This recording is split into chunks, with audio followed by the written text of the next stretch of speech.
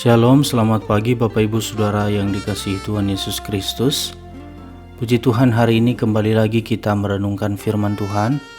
Dan sebelumnya mari kita berdoa. Terima kasih Bapa di surga atas penyertaan-Mu dalam hidup kami. Sepanjang malam Tuhan sudah menyertai kami dalam istirahat kami. Dan kami sungguh menyadari sampai detik ini kami ada sebagaimana kami ada. Semua karena anugerah-Mu dalam hidup kami. Bapa di surga, sebelum kami masuk dalam berbagai aktivitas, pekerjaan, usaha kami hari ini, kami mau merenungkan firman-Mu ya Tuhan. Biarlah firman-Mu dapat menguatkan setiap kami, menegur kami, bahkan menuntun jalan kami, supaya kami tahu kemana kami harus berjalan. Dan kiranya firman-Mu ya Tuhan, dapat memberikan kekuatan kepada kami di tengah-tengah kesulitan yang sedang kami alami, di tengah-tengah pandemi yang sedang kami alami saat ini. Terima kasih Bapa di surga, dalam nama Tuhan Yesus kami berdoa dan mengucap syukur. Amin. Bapak Ibu Saudara, tema perenungan kita pada hari ini yaitu ketika Tuhan tampak diam. 1 Samuel pasal 28 ayat 3-7 berbunyi demikian. Adapun Samuel sudah mati, seluruh orang Israel sudah meratapi dia, dan mereka telah menguburkan dia di Ramah di kotanya.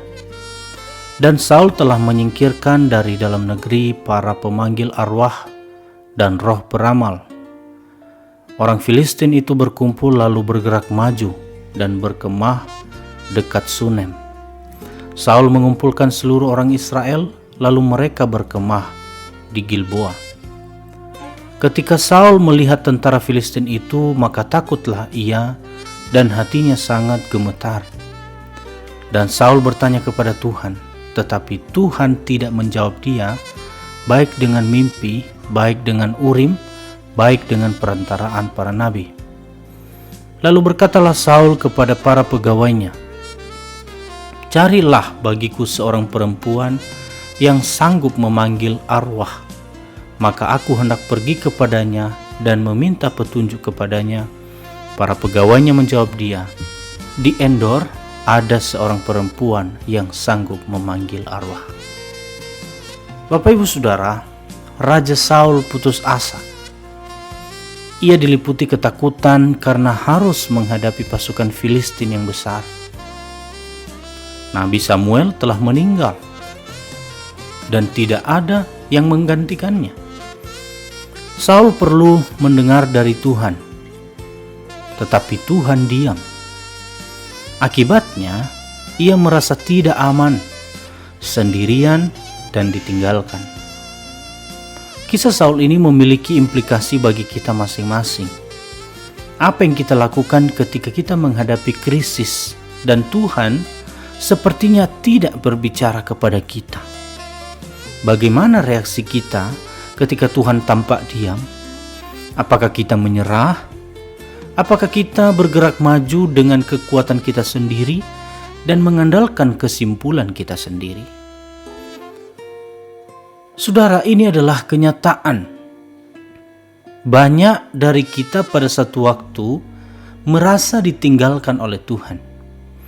Kita membaca janji-janji Tuhan dalam Alkitab dan tahu pasti bahwa Tuhan melakukan banyak mujizat, menyembuhkan orang sakit, membangkitkan orang mati, dan mampu menolong kita dari situasi apapun. Tetapi saat kita mengalami kesulitan yang sepertinya tidak mampu kita hadapi sendiri, dan kita sudah berseru dengan segenap hati kepada Tuhan, kita hanya menemukan keheningan. Tuhan tetap diam. Saudara, akibatnya banyak dari kita yang menjadi kecewa, dan lambat laun kekecewaan tersebut menjadi kepahitan. Saudara, sebenarnya melalui keheningan, Tuhan memberi kesempatan bagi kita untuk mengungkapkan siapa diri kita sebenarnya. Dalam bacaan Alkitab hari ini, sebenarnya Tuhan memberikan kesempatan bagi Saul untuk mendapatkan kebenaran Tuhan, mengakui dosa-dosanya dan mencari Tuhan dengan segenap hatinya. Saudara, tetapi alih-alih merendahkan dirinya dan menunggu Tuhan, Saul mencari solusi dengan meminta petunjuk kepada seorang pemanggil arwah.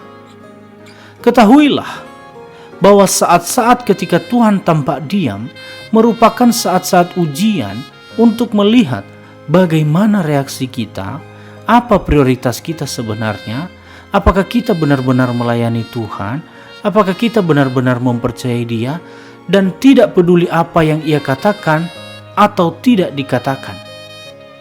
Saat Tuhan tampaknya seperti diam, mari kita periksa hidup kita. Saudara, mulailah dengan bertanya pada diri sendiri, apakah dosa-dosa yang belum diakui? Pastikan tidak ada yang menghalangi Anda untuk dapat mendengar suara Tuhan.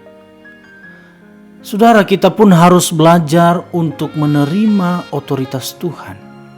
Menerima otoritas Tuhan berarti secara aktif mempercayai Tuhan, menyadari bahwa Dia memegang kendali dan dapat dipercaya. Dalam hal ini, kita dapat belajar dari Ayub yang dapat berkata, haruskah kita hanya menerima hal-hal baik dari tangan Tuhan dan tidak pernah menerima sesuatu yang buruk?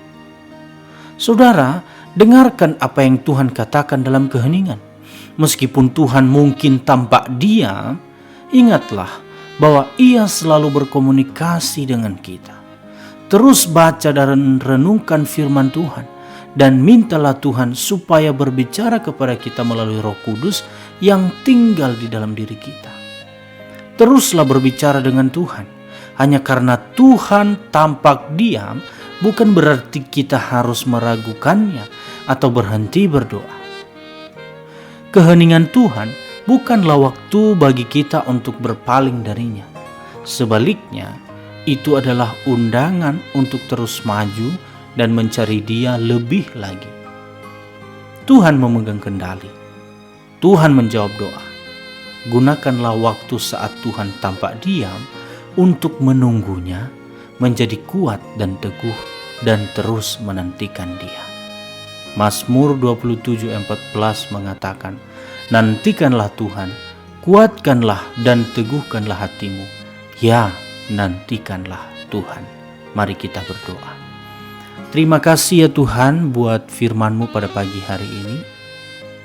Mengajarkan kami ya Tuhan untuk tetap mengandalkan Tuhan, sekalipun seakan-akan Tuhan tampak diam dan belum ada jawaban atas setiap doa kami. Biarlah kami tetap mengandalkan Engkau. Kami sungguh percaya Tuhan tahu yang terbaik bagi kami dan akan memberikannya sesuai dengan waktu dan kehendak Tuhan. Bapa, sertailah kami dalam aktivitas kami hari ini. Sertai pekerjaan kami, keluarga kami, usaha kami. Semuanya Tuhan kami serahkan ke dalam tangan-Mu. Dalam nama Tuhan Yesus kami berdoa. Amin.